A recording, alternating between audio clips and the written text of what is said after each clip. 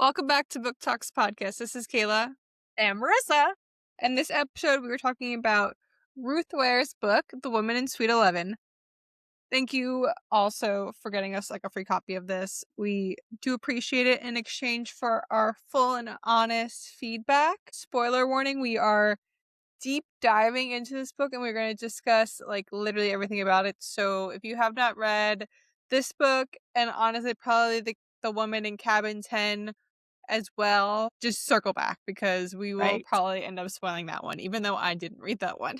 So yeah, I guess for starters, really different perspectives coming into this book because I read The Woman in Cabin 10 and I liked it. I posted a YouTube video about it on my personal channel kind of before we started doing reviews here. And it got a lot of traction. People were super engaged. It had a really convoluted ending. It was interesting. And so when they came out with The Woman in Suite 11, for some reason, I thought it was going to be a standalone about some new woman in Suite 11. And I was like, Kayla, we have to read this. You're going to love it. And it was based off of the first book, which you did not read. So how is your reading journey in this? Well, so yeah, I think we're a little silly for not putting two and two together, but I do think we requested this book when we were making our lineup because I do like Ruth Ware. We read It Girl for the podcast. Honestly, I feel 2 years ago, and we got a copy from that as well from the publisher, and we loved it. I mean, I loved it. I thought it was really good. So I was excited for this one. I would say the first, I would say maybe even 30% was just her, catching us up from The Woman in Cabin 10. So I was like, what am I reading? But no, it was fine. I understood the gist. I wasn't, missing things. There were just, a lot of details of people I don't care about. Yes.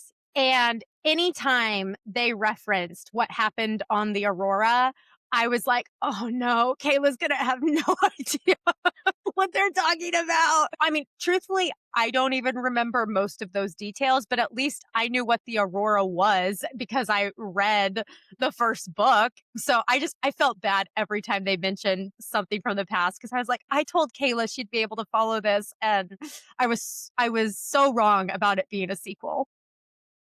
Yeah, it was fine. I kind of gisted, they went on this cruise ship, essentially, and someone went overboard, or only only Lo saw it, and, she wanted to report them. Everyone's like, no, you're just drunk, and I can kind of gist it. I think what made that really interesting, that one was Lo witnessed a crime. Lo reported the crime. The crime she witnessed didn't exist. There was no woman in that cabin. There was no one missing from the ship. So they're like, you claim you saw something, but literally, we're not missing anyone from the boat. So you're kind of crazy, Lo. So that whole book was them making her feel crazy, which was interesting to read about. This had a completely kind of different spin. Like you said, the first half is catch up on things going on. Then you get this big reveal about Carrie, who's from the first book, and we'll get into that. But then you and I kind of briefly talked about how the thriller didn't even start until halfway through. Halfway through, and you're like, but no one's died. What are we doing? It's interesting, I guess. She's at this hotel. It's interesting, but no one's died. And then they change locations and someone finally dies. And you're like, okay, there we go. Now we've got a thriller. But yeah, it wasn't similar to the first book in that we're in the know about what's going on. Lo isn't crazy this time. She knows someone's died. The hotel staff believes someone's died. The police are investigating it. But it was interesting that it didn't occur until halfway through the book. Part of me, the whole book, I'm like, why are you leaving your home? Just turn around, go home. If I got a random letter from an unknown person inviting me to a castle in the middle of England or wherever the heck they were, and someone upgraded me to first class, I have no idea who sent me there, I would not go. And I think Lo is this, has to be the stupidest, or the most, not stupidest, most naive person to ever exist. Yeah. I mean, I watch way too many true crime podcasts or listen to them and too many true crime YouTube videos. I would 100% think I'm being trafficked. Like, no one just offers you all expense paid vacation to a really nice castle, like you said, in Europe, upgrade you to first class. I'd be like, okay, so this is how I'm going to die then. Got it. But what was crazy, her husband encouraged her to go. So then I'm like, is he in on it? Like, what's going on? Because he was like, babe, this is your chance. You should definitely go get yourself killed in Europe. 100%. I'd be like, this is a scam. We get emails all the time of people wanting to like set up book trips for us. And I mean, essentially we are nobodies. We have like 100, we have almost 100 followers on YouTube. We have a Spotify, Apple. No one's really, I mean, you guys are listening and thank you, but Yeah, like, thank you we're not so much. big enough to get like people to have us sponsor trips. That's Hmm. not happening. Yeah. And I just don't answer. I think it's fake. But like, she's like been out of the game for many years, had 2 children, and she's like, "Yep, this is for me. Gotta go." Yeah, she was essentially a one-hit wonder. Like you said, she's been out of the game for 3 years, and the game isn't even the game she played before because it's, like, post-pandemic, so she doesn't even know what travel journalism looks like anymore because she used to be a travel journalist, and then COVID hit, and that's kind of what sets it up, and so it's like, okay, you've been out of the game, you were a one-hit wonder, no one has reached out to you in 3 years, and now someone wants an all-expense-paid vacation in exchange for you to write when you haven't had a writing gig in 3 years. Got it. Makes total sense. Also, there's no writing gig. She has to then sell the gig. She doesn't even That's have a true. gig. That's true. I forgot. She literally didn't even have a way to make money off of it. So she was just going for a free vacation. That makes it so much worse. This girl is so naive. The whole time I was like, just turn around and go home. Even when Carrie came to her, and I thought about this. If you were in Love's position and Carrie came to you and she's like, I guess she basically hinted this man was like beating her and making her do unspeakable things. Would you save her? Again, you have no background on the woman in cabin 10, but these two tried to kill each other at one point. So it's also just bizarre that Carrie's like, you're my best friend and I love you so much. And can you save me from this situation I'm in? And Lo's like, I feel obligated to do this. When a book ago, they had almost killed each other because Carrie, I'm pretty sure, locked Lo in the basement of a ship with like no food and water and was gonna leave her there to die. And Lo got out miraculously. I mean, you'd have to go back and read the book. I don't remember how she got out. So all of that is a very convoluted, like, answer to your question of I wouldn't be entertaining Carrie at all because she is manipulative and kind of scary. I think Carrie hinted to the fact that she came back and like she's the reason Lo's alive from the danger she put her Yeah. in, She saved her from herself. which is the manipulation part. But like, even if this didn't happen and this is like a full, like, just girl, I don't know if I'd have the guts to help her. And that's like, maybe I'm a shitty person, but like, it was so high stress. Like, I don't know, messing with passports, like, there's scary men following you. I could not handle the pressure. I think I would just be like, I would just cry. No, because like I would be like, well, why don't you just report this and get out of it? But then, okay, there's the history there. Carrie can't report it because she's kind of a criminal and wanted because technically she's responsible for someone's death, or I don't know. I don't honestly remember the woman in cabin 10 well enough to remember why she's hiding from the law, but Carrie's hiding from the law. So it's like, okay, she can't report it. So then to give up my passport to risk me going to jail for a woman I haven't seen in however long that tried to kill me, that then, yes, saved my life. I just feel like that's asking a lot. You know, I kind of feel like unless I'm getting something out of this, that's kind of asking too much. So maybe it does make me a bad person also, but I'd be terrified of getting arrested. Yeah. I couldn't have even gone, I couldn't have made it to the train station. I would have been like having a panic attack. And She's that's why got I a don't, husband and 2 young children back in the United States, and you're going to risk getting arrested in a foreign country for a she's woman you just, barely know. also, whenever her mom called her the first time was I'm going to the hospital, I would have just left. Why did she stick around? No, the whole mom thing had me a little freaked out because she had told people, her mom fell and was in the hospital, and then her mom really fell or whatever and was in the hospital. And I was like, oh my gosh, either Marcus Leidman or Peter Leidman went after Carrie's mom, or not Carrie, Lo's mom. Like, I, this was one of those books where I don't like go to bed scared after reading a thriller, but I was feeling anxiety as I read it on Lo's behalf because I felt trapped. Like, I felt like I was low and I was trapped in this situation. First of all, the situation with Carrie, but then once the murder happens, you're trapped in this hotel room. You can't leave. Are you in trouble? Are you getting arrested? And then, like, your mom actually needs you. And I'm thinking, okay, did someone purposely go after Lo's mom? And then it turns out her mom's just clumsy. So that was the thing. I'm like, okay, why are you sticking around? Your mom's like literally in the hospital. Two, like from the minute like you got through the border and you're in like the UK, leave. Like I wouldn't hang out with this girl. It's just like is causing more risk. Like I don't know. I just would have dipped.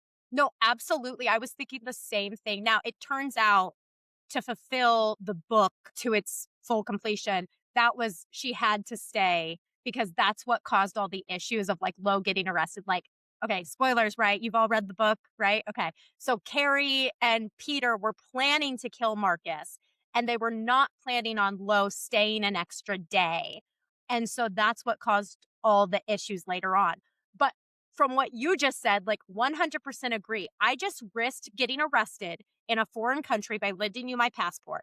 The very first thing I do when mission complete would be get the heck out of there and put as much distance between me and Carrie as possible. No celebration in a fancy hotel. No hanging out with the person who just made me risk getting arrested. Like, we're done. I did my good deed. You're free from Marcus. I am moving on now.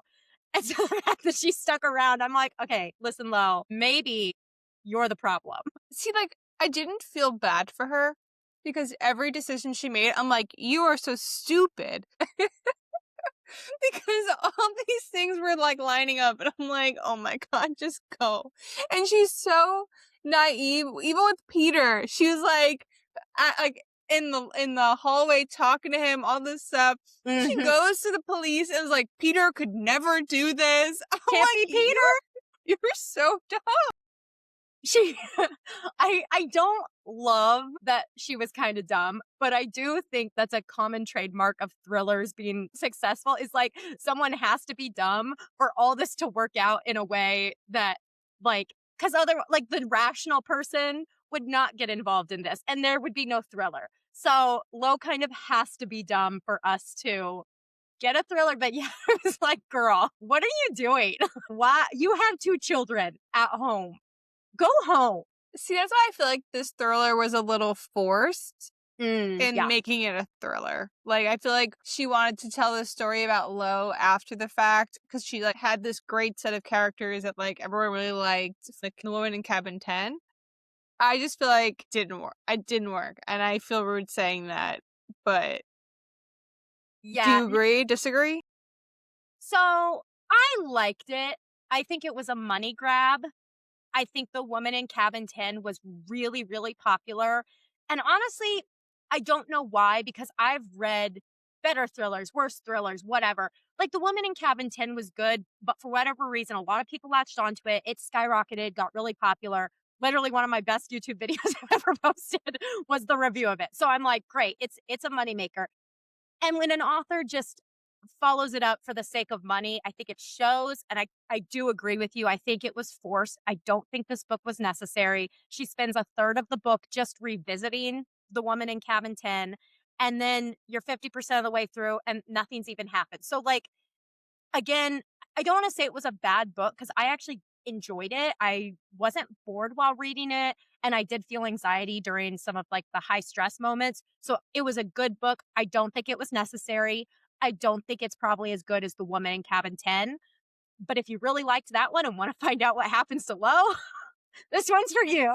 I would say I don't know how you read so many thrillers because I get so anxious just like reading one every once in a while, and I'm not a naturally anxious person, and you are. You literally said this in like the last video we posted. You said, like, I don't know how you don't go to bed with anxiety every night. girl, I do. Like, what?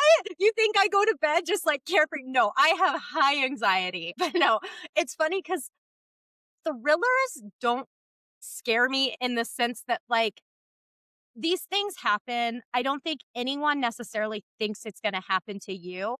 But I guess because I read so many of them, I do make sure my door's locked every night and I do sleep with protection, whether it's a dog or whatever, you know? So it's like I feel safer in some ways knowing the danger's there and I'm always assessing because of my anxiety. So really it's preparing you. Sure. Yeah, we could say that. You know, in case I ever get invited to a fancy castle in Europe, I will now be prepared on what not to do. See, I like living in bliss in my little rom-coms, and all I really think about is just cute little rom-coms. I'm fine with that. But no, I need to obviously branch out. So I wouldn't say I do still like Ruth Ware. I honestly am tempted to read Woman in Cabin 10 just to know what everyone is talking about. I And think, I did love It Girl. Like that was yeah. one of my favorite thrillers I've ever read. Well, I was gonna say, I don't think you should read The Woman in Cabin 10 only because if this one made you nervous at any points, like I said, the first one is even more kind of heart pounding because no one believes her. And she's on this cruise ship, like she can't get off. And everyone's like, girl, you're crazy. No one's missing. You didn't witness a murder. You're totally crazy. Which then makes her think, I cannot trust anyone. Like, are they all in on it? Am I next? Like, she's locking her door every night, terrified. So this one's not even nearly as nerve-wracking, I think, as that one was. I don't love the feeling of being trapped when I read a thriller. Personally, my favorite thrillers are usually told from like a police perspective, someone investigating the murder or whatever, not someone who's like, crap, am I next? Because those do make me nervous. See, this one didn't make me nervous. I was more annoyed at her because I think she set herself up for everything, and I'm like, I just was like, you could have avoided this like 10 times over. Okay, so what did you think of the ending? Because I have some thoughts about the pacing. I did read your review. I would say it was definitely rushed. Like her husband came, and then like bada bing, bada bam, it's solved, and then like she didn't like I feel like she revealed what she figured out to Carrie, like, super quick. Like, we didn't see her, like, find any of this information out except for the swipes of the cards. Yeah. So I physically read this, and there's this point where I can't remember who she's talking to, if it's Ben Howard or who. I don't really remember now. Because I don't care actually. But she was talking to someone and she said, my gosh, I figured out how Carrie did it. Chapter ends, you turn the page. I'm like, here we go. Let's figure it out. Boom, we're in a different scene and we're told nothing. And then, like you said, it's like eventually she just says, this is what you did. But I don't really get how she figured it out. I mean, maybe in the moment it made sense, but like it's been 3 weeks now. I don't remember. So it wasn't memorable enough for me to remember. And then she relays it all to Carrie. Carrie's like, okay, yep, I'm going to turn myself in. Okay, take me away. Then flash forward, Carrie's missing. Boom, chicka bow. We get a postcard. Carrie's okay. The end. I was like, the hell just happened in the span of like 20, like what did I, like the whole beginning is so drawn out. You finally get to the meat of it. It's interesting. And then you're like, all right, this is what happened. Oh, wait, I'm not going to tell you. Oh, wait, I'm going to say it all really fast. And then boom, ends. Well, It was too fast. I think there was one scene in between where Peter, like, attacked her, right? I completely forgot about that. I was You like, are "That right. happened, right?" Yeah. And then he ends up offing himself because he realized he's going to get caught. Yeah, because she had the phone that Carrie, like, secretly gave her. Yes. No, Carrie sucks for just, like, leaving her there, like, that's crazy. She had no remorse either. That's literally why I say, if you read The Woman in Cabin 10, you would be so confused reading this about why Lo is helping Carrie. Because Carrie is not a good person. Like, she is a morally gray or potentially gray, but like very, very bad person. And the fact that her and Lo are bonded, they're trauma bonded. They're not bonded out of anything good or meaningful. And so I understand she was in a bad situation, but that's if we even believe her. I mean, I'm assuming Marcus Leidman really was abusing her, but also Carrie lies. She's a liar. So, like, the fact that we're just blindly believing her and risking our necks to help her, and then, like, Carrie literally almost gets low killed. I don't know that I would have done it. Also feel like, there really was no mystery of who killed him. Like, you knew it was Carrie and Peter. Like, there was nobody else to consider. Like, we knew who did it. We didn't know how they did it, and that was what we're trying to figure out. But we knew they did it, and we knew it was gonna get framed on Low. So there was no, like, I don't know, mystery to it Yeah. either. But again, that just showcases how stupid Lo was, which I'm only kind of maybe just now realizing as you say all this, because Lo is like, oh no, I'm Carrie's alibi. I know Carrie didn't do it. And I'm like, but Lo, we know she did. Like, what are you missing here? I know you don't know how, but let's not be silly. And yeah, she was just, oh, she was off her rocker. When she called the police and was like, "Peter," or she's like, "Peter did not do it," like, I was like, he's the only plausible, like, witness here. Like, he's the one who had access to the room. He was in the room before he died. Like, what do you mean? Yeah. No, literally. And then she basically almost alibied him in a way, being like, oh, he didn't do it. I was with him before it happened. Like, he didn't do it. And then so they're like, okay, well, if he didn't do it, Lo, you're the next plausible person. And she never once backtracked to be like, well, maybe it was it. You know, it's like, Lo, girl, have some self preservation skills here. You're at the heart of a murder mystery. You need to put the blame on anyone but yourself, okay? She was just so naive. She was such a frustrating main character because you didn't root for her. And I feel like I'm bashing this book now that I talk about it. I know. We always come across that way I though. know. And I enjoyed it. obviously, Look, I enjoyed it. If it sounds like I'm bashing it, I still enjoyed it, but go ahead. I felt like it was just way too long, and I still feel like it was. Well, also, why did those two guys come pick her up from jail? Like her friends from the cruise ship. What purpose did they serve? They serve no purpose. Again, it was meant to be a callback to the woman in cabin 10. Ben Howard was her ex, which maybe meant something more in the woman in cabin 10, but like had absolutely zero meaning here because she's happily married with children and there's literally no chemistry between them. The other guy, I don't even remember now which one it was who joined Ben. Was it the young guy that she was caught in a compromising picture with?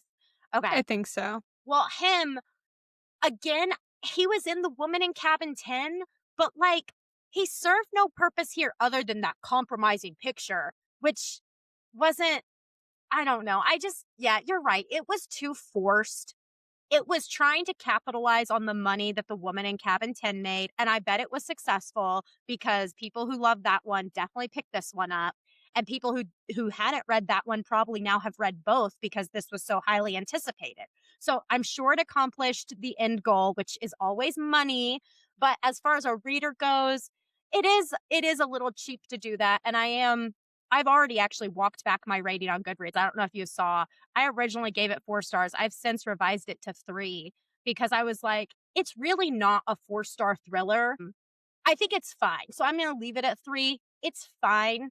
It's not going to make my top thrillers of the year. Which, well, we read this. We read this year. I forgot about that. That's how much I forgot about it. But Mm, yeah. I always feel bad, like, not liking books we get gifted because I am very appreciative for the copy. And I will